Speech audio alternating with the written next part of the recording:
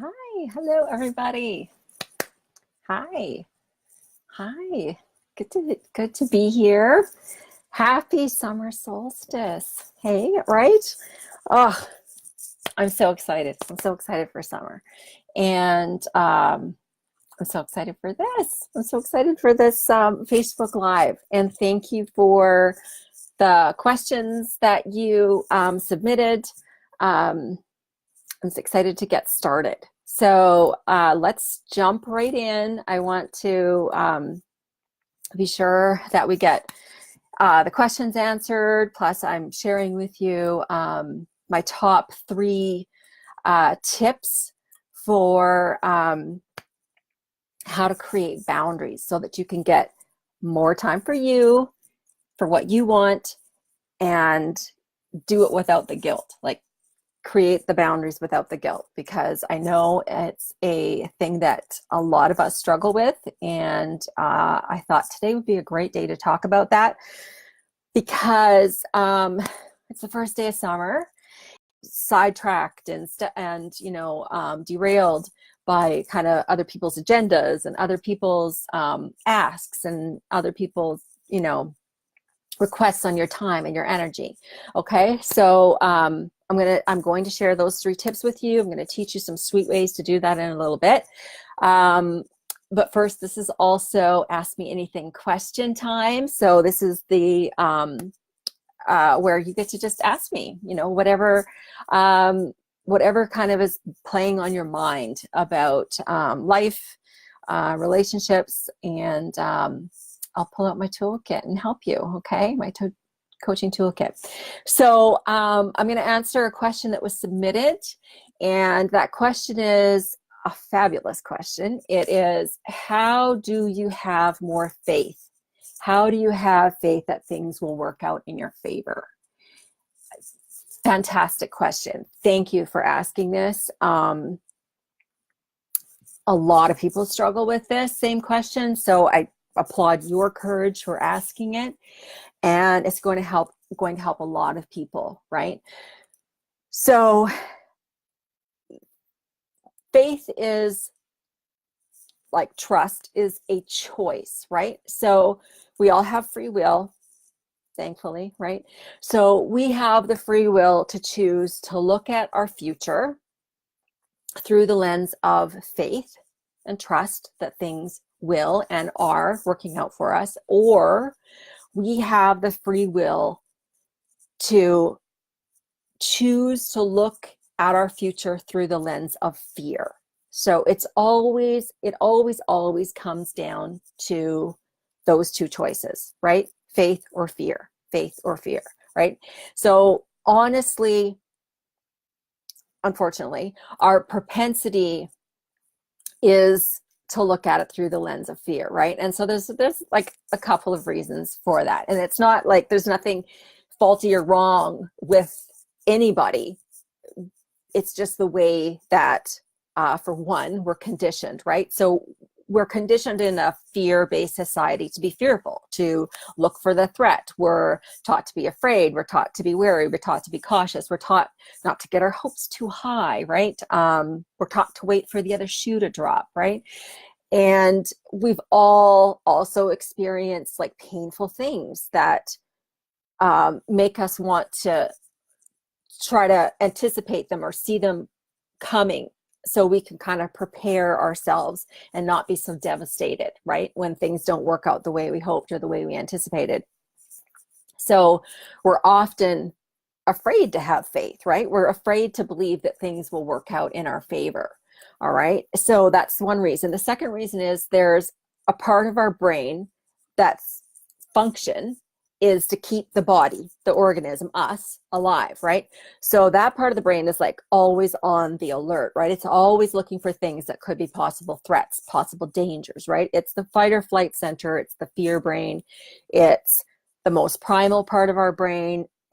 And I mean, we need it, right? And it was extremely useful to us when, saber-toothed tigers roamed the earth, right? But we're not encountering a lot of those, right, these days. But that part of our brain is still doing its job, thankfully, right? Because it's essential, right? When we need it to work. But the problem is it sees everything that is unknown, which that's our future, right? Our future is unknown. It sees that as a threat. So that part of the brain is like churning out those warning signs, those messages all the time, right? And so that comes out as like worry and anxiety, fear, right? It comes out as fear. So when we have an awareness of this, we can just know that that's the brain doing its job, right? That's what it does. Good brain, right? Good brain. It has a job to do and it's on it, right? Fantastic. But we don't have to give it the steering wheel, right? We don't have to give that fear part of our brain control, right? We still get to decide whether we're going to let that part of the brain run away with our thoughts or whether we're going to decide our thoughts, right? So just this like very awareness alone helps us to take that step back out of the fear brain and observe that we aren't it, right? We are the observer of it. And that we have another part of our brain, the higher brain, the prefrontal cortex, the creative solution focused brain, that we can choose to engage, that we can utilize our free will to choose between fear or faith, right? The fear brain or the faith brain. We can decide where we want to put our focus, where we want to put our energy. We're in charge of that. We have the free will. We have the capacity to choose that. And here's what is true. We can't be in two places at once. We can't be in the fear brain and in the higher brain at the same time, right? The brain can't actually hold two opposing thoughts simultaneously. We're either choosing faith or we're choosing fear. That's our choice. There is an emotional chain reaction by that, as well as a physiological reaction. So, if we're choosing faith and we're in our higher thinking brain, we're having like a release of positive endorphins into our body, right? If we are in the fear brain and we're choosing fear and we're in the fear brain, then what's happening is we're having all the stress hormones, right, flood our body. So the emotions that are triggered by choosing fear or faith, they actually cause us, then they trigger our actions, right? So our emotions are what like trigger our actions. We react, right? So our emotions then that come from fear, the fear emotions cause us to take fearful action, right? They cause us to play small. They cause us to get limited. They cause us to not take chances, to not grow, to like stay safe, right? And the faith emotions, those trigger us to like take action, right? To take, bigger action, bigger steps, to do things that we desire, right? To go after those things that we desire. So that is all happening on a physical level, right? That's what's happening physically in our brain, in our body, and the actions that we take. Beyond that, when we talk on a metaphysical level, and meta just means beyond, right? So when we're talking beyond the physical level, what we're talking about is what happens when we're choosing between faith or fear on that metaphysical level is we're talking about the energy that we're emitting, right? And really what we're talking about is we're talking about the law of attraction. So we're talking about thoughts become things, and the law of attraction is a law, right? So it's always working. It's working whether we're aware of it and we're utilizing it to serve us, or not, right? It still works. It still works whether we're choosing faith. It works whether we're choosing fear. It's just going to match whatever it is that we're emitting, right? It's a universal law. So for every action, there is an equal and opposite reaction. So what you put out is what comes back to you, is what you get back, right? It's what you put out. If you put out that fear energy, you're going to get, you know, fear results in your life. If you put out the faith energy, you're going to get like the faith results in your life. You're going to get things that reflect back to you that faith, right? So we're either operating on that frequency of faith or we're operating on the frequency of fear. And you know, the technology actually has advanced to the point where we can actually measure these emotions of faith or fear. We can actually measure the energy output of both of these emotions. And what we found is like fear is very, very low, right? And faith is very, very high. And all the things that we desire, the things that are joyful and happy and love and all of the things that make up what we would feel is a well-lived life, all of those things are high vibration, right? They're up here, right? They're up where the faith is.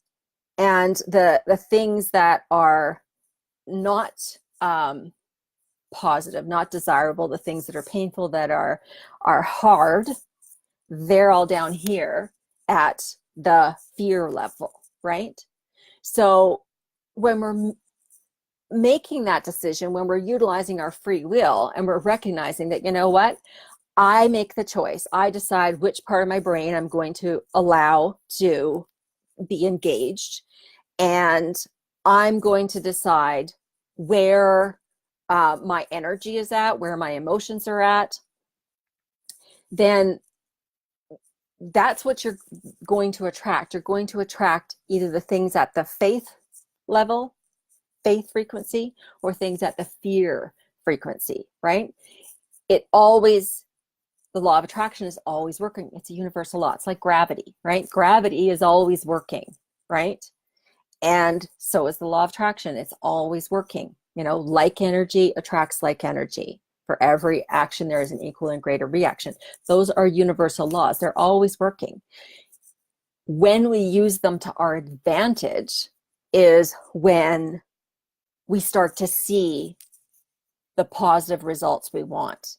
And at first, you have to make the choice to choose faith. And then later you're going to see the results. Okay. You're not going to see the results first. And that's where we get kind of hung up, because we want to be reassured first, right? We want to know first. We don't want the unknown, because the unknown is fearful. We want to know that things are going to work out for us. But the only way that we can determine that things are going to work out for us is if we choose the faith path, we keep our frequency high, we utilize that choice of using faith to trigger emotions that trigger actions that are positive, that take us in the direction of the things we desire. And we let the law of attraction, which is working all the time anyways, match that energetic frequency that we are emitting. Okay, so that's on a couple different levels. We're talking on very physical, we're talking on a very mental level, the choice that you're making, we're talking what happens physically, and we're talking like what happens energetically. All of those things combined are tools that we use to be able to create the results that we want, to create the future that we want.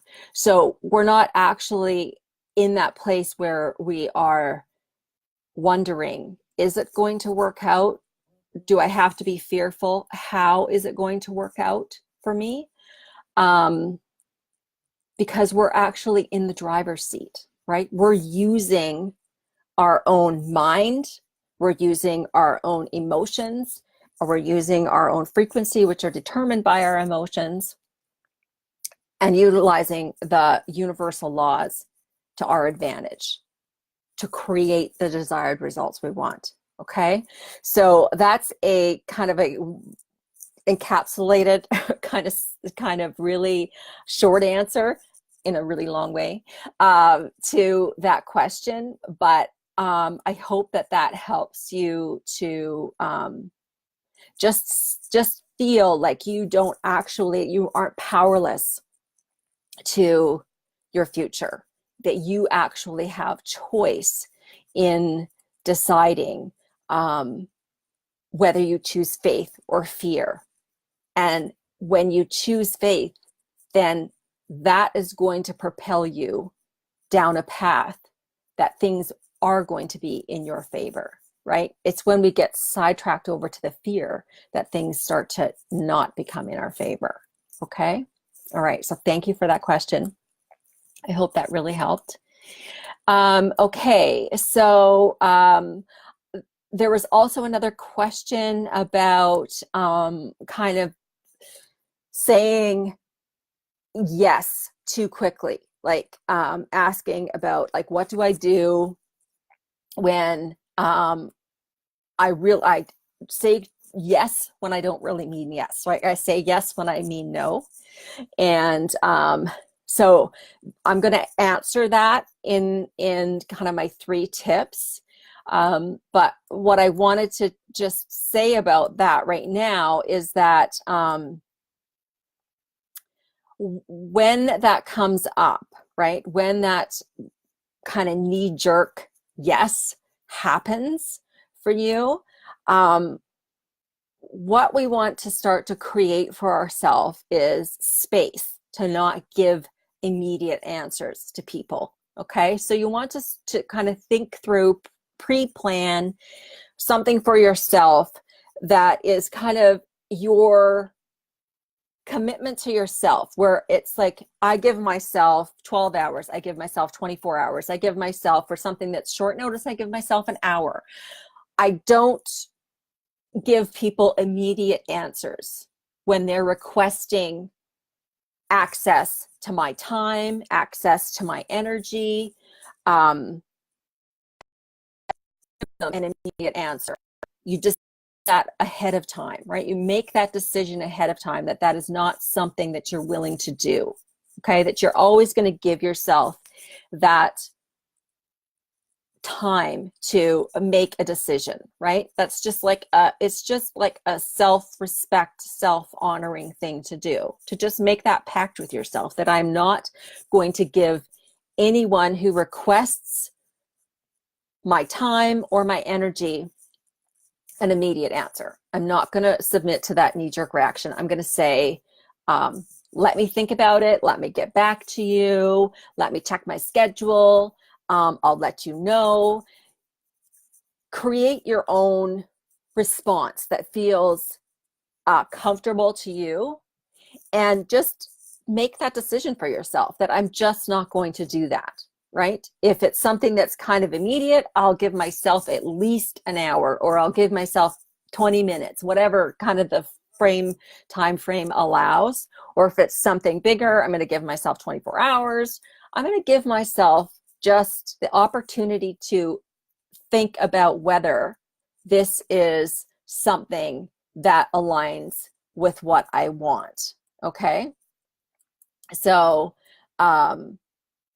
we want to know, like, is it, why am I saying yes? Like, what is kind of my agenda for wanting to say yes, right?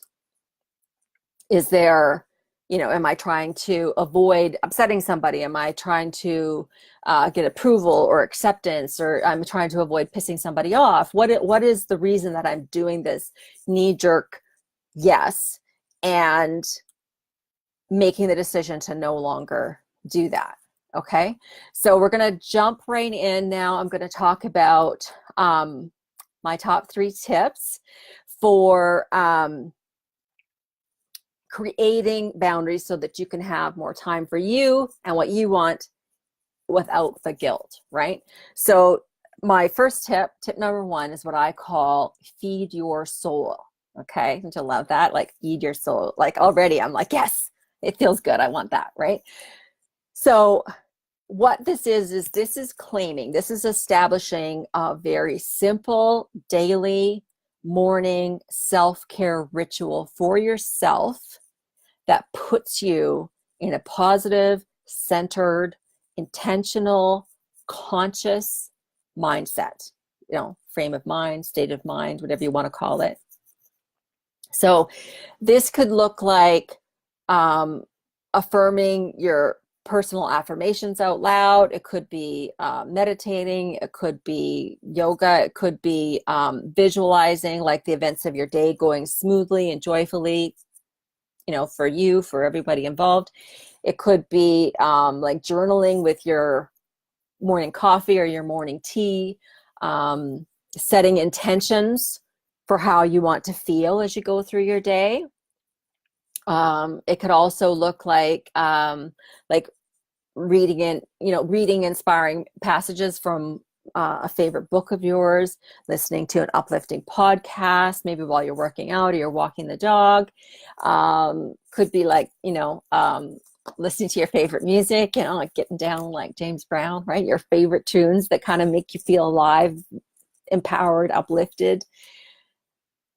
The one component that I really encourage you to include in this morning ritual is what I call marinating in gratitude, right? Marinating in gratitude, because it's so powerful, right? It's like all of the research in positive psychology extols the immediate and cumulative benefits on all levels, like every level, emotionally, mentally, physically, energetically, spiritually, of practicing gratitude.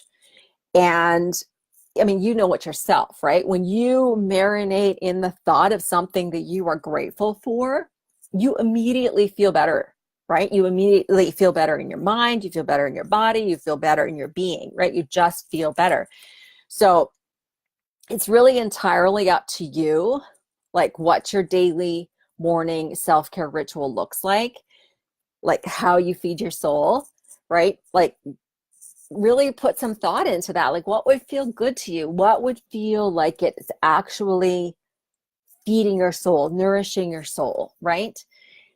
The point is to make it simple, right? And to weave it into your morning routine, the morning routine that you already have, right?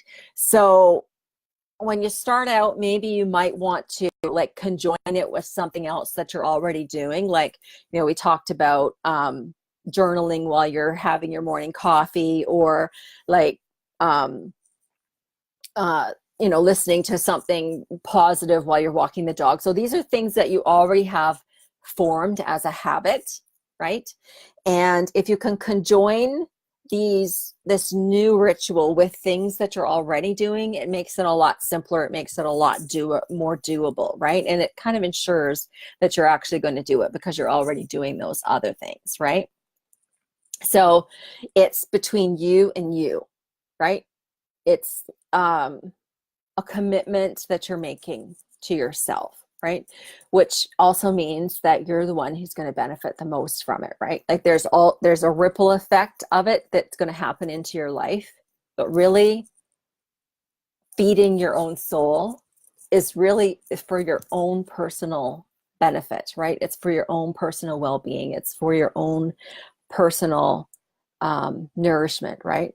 It's your personal check-in with yourself. It's time for yourself, with yourself, to listen in on yourself, right? And then give yourself what you need to nourish your mind, body, and soul, right? So what this does, the immediate result of this is like it sets the tone for your day. It centers you, it grounds you, it puts you in your power, right? We're not all flighty and out here. We're actually in our power because we've taken that time to listen in on ourselves, to be with ourselves. And it connects us to our self-awareness. So this is why it's really important. I mean, this has so many cumulative effects in our life, but this is why it's really important in setting boundaries, because with self-awareness, we begin to know, like, what are our needs, what are our priorities, what we're willing to say yes to, and what are our non-negotiables, right? What are the things that, no, not willing to do that, right? So with this information, this self-awareness, plus the being grounded, the being centered, you have like set yourself up, you've equipped yourself to make empowered and confident decisions and stay behind those decisions, right? So stand behind those decisions so you maintain your boundaries, right?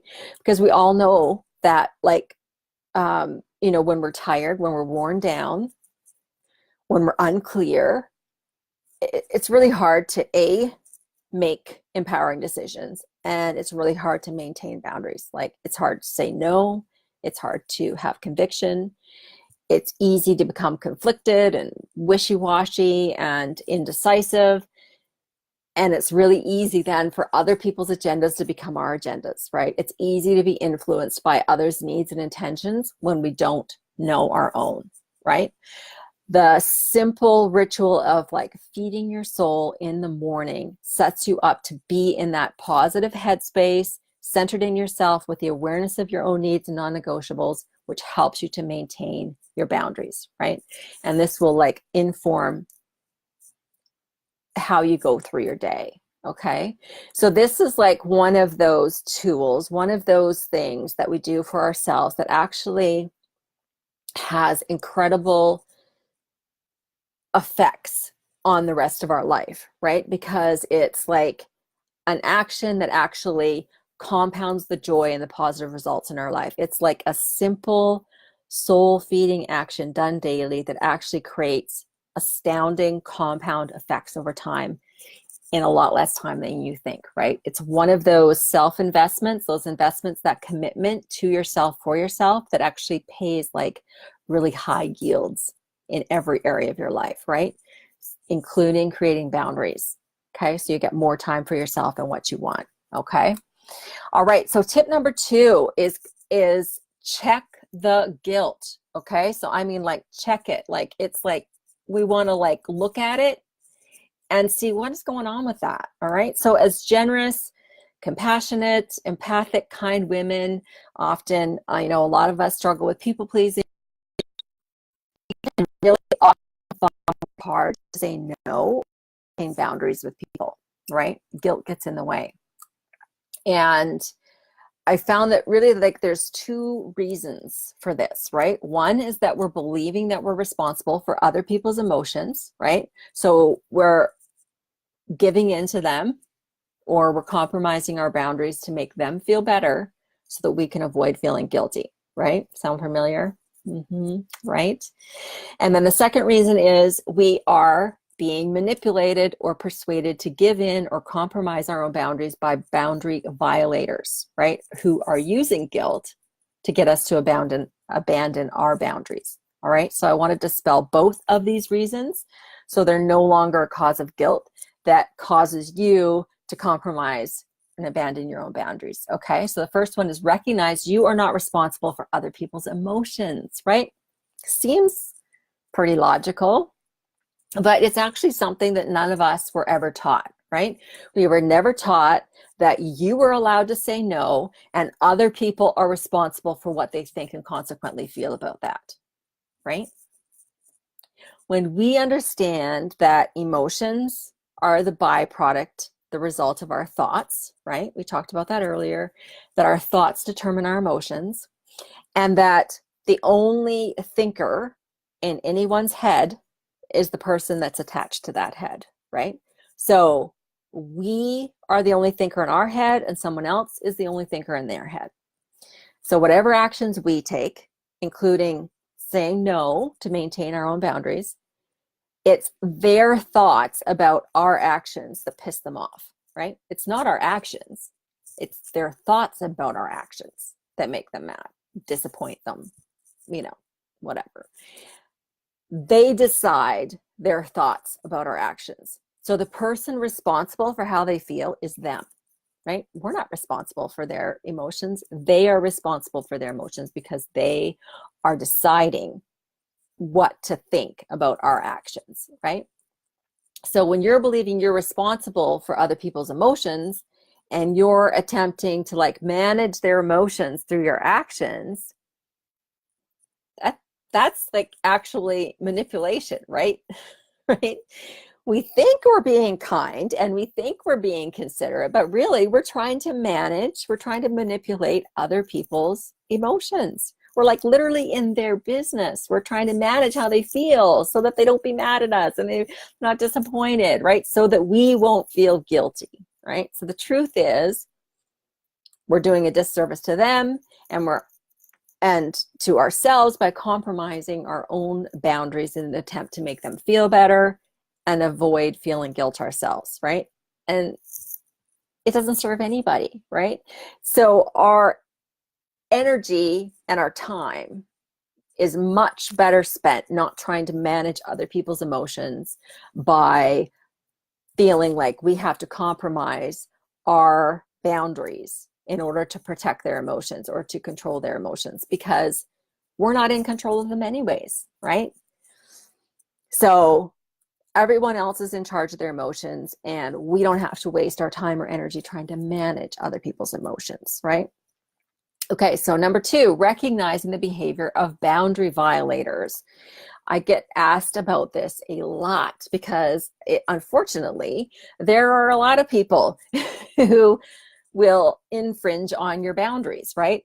And healthy relationships require the space to be yourself, to know and maintain your personal integrity and respect your needs and your limits and your desires, which are your boundaries, right? And for most people, respecting boundaries is a two-way street. It's like reciprocal respect of their own and your boundaries, and it's all kosher, right? However, unfortunately, there are some people who do not respect your or other people's boundaries and will consistently violate them to serve their own agenda, right? And maybe you know some of these people, right? So there are people whose personalities operate somewhere between, somewhere along the spectrum of like selfish to narcissistic, right? And the bottom line is that they're toxic, right? And they're not worth your time to try to fix them, and they're not worth your time to try to negotiate with them, and they are definitely not worth your time to try to please them, okay? The best and safest thing you can do is to recognize the behavior of these boundary violators, to ideally like steer clear of them, or at the very least recognize who you are dealing with and lead yourself accordingly, right? So here are the behaviors of boundary violators to be aware of, to recognize, all right? So there's verbal boundary violators. So these are people, they talk over you, they frequently interrupt, they don't accept no as an answer, they become louder to reinforce their demands, they can become derogatory, insulting, even verbally abusive. They can make verbal threats or allude to like a threatening consequence if you don't do what they ask you to do. They can make snide or cutting remarks to you or in the presence of other people to try to humiliate you into giving them what they want. And these are also like gossipers and people who talk behind your back, right, to try to get their own agenda served, all right?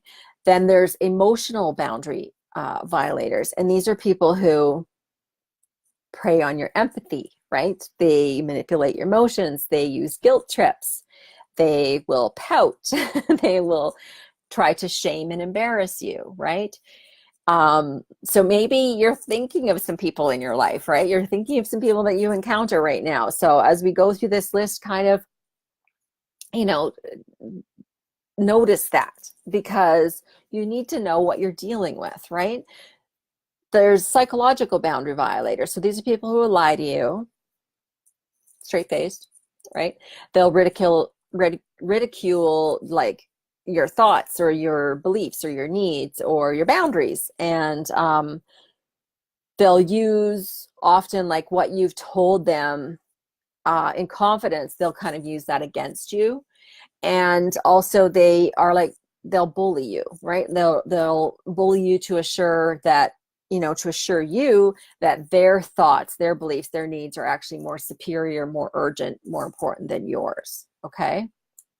And then physical boundary violators, these are like a lot more obvious to us than the, you know, psychological ones or the emotional ones. So, you know, these are easier to recognize. So they invade your personal space, they touch you without permission, they're like too familiar and inappropriate. We've all experienced that, right? They can make sexual overtures or suggestive comments. They touch your things, right? They handle things that belong to you. They violate your privacy, maybe via your phone or your social media channels. They can even like damage or destroy your personal property and threaten physical harm, right? So that's kind of that extreme level of that spectrum. So why I share all of this with you is because it's important to recognize that boundary violators are single-minded to their own agenda. They are relentless and persistent without any consideration of you. And they're demanding of your time, your energy, your personal space, your money, basically anything that you can put a boundary on, they're demanding of that. So I tell you this because I want you to see that when someone like this, you are feeling guilt and you are being, you know, you're willing to kind of compromise your boundaries because of that guilt, I want you to understand that there's no need to feel guilty about saying no to someone like this. All right? They are not respecting you. They are not, they're violating your boundaries on so many different levels, right? They don't deserve for you to compromise your time or your energy, right? So that is one way that we can kind of check the guilt. We can look at those two things and check the guilt. Am I trying to, am I believing that I'm responsible for other people's emotions? So then I'm trying to act accordingly so that I don't upset them. I'm in their business. I'm managing their emotions. Or am I dealing with a very manipulative person and I'm willing to compromise? I'm debating compromising my boundaries to avoid feeling guilty, the guilt that they kind of lob at you, right? So check the guilt, emotions. We don't need to think about saying no to boundary violators because they're not respecting us in the first place. They don't deserve to have our yes, right? They don't deserve to have our time. They don't deserve to have our energy, right? Okay, tip number 3, let your gut decide, okay? Your brain will confuse you, right? If you're trying to make a decision about something, whether you want to do something or you don't want to do something, your brain will confuse you. It will generate stories that make you feel conflicted about a decision to say yes or no. But your gut always knows what is best for you, always, right? We've all experienced where we've ignored our gut. We've let our brain stories convince us to do something, and then we've been miserable, right? Or we've had it not work out, or it's been disastrous, right? And we've all had those experiences of listening to our gut and having it work out, not just for ourselves, but actually for everybody, right? That is what our gut is telling us. When we listen to our inner guidance, we are guided to take the action, do the thing that is best for us. And when we do what is best for us, it is also what ultimately works best in the grand scheme, right? The grand scheme of things of which we are a player, right? We don't have that macro perspective to know that. What we do have, though, is our gut to guide us in creating our boundaries, to making the choices, right? And when we tune in and we let our gut decide, we have so much more time for ourselves and for what we want because we're doing what we want and we're doing what's best for us. We're not wasting time dealing with the consequences of making decisions against our gut, right? Against our intuition. Okay, so that's my 3 tips. I thank you for being here. Happy summer solstice. All right. If there's any more questions, the replay will go out tomorrow. If there's any questions you have about any of this, put them in the comments, and I will check back in. If there is any questions right now about anything that I've said, obviously type it in the chat box, but as well, you can private message me in the group, or you can just write a note in the comments when the replay comes out. All right, so get out there and enjoy your summer. All right, and thank you for being part of Imperfect and Unapologetic. We have some great things coming up this summer, and I'm excited to share them with you. All right, so thanks for being here. Take care and have a fantastic night. Goodbye.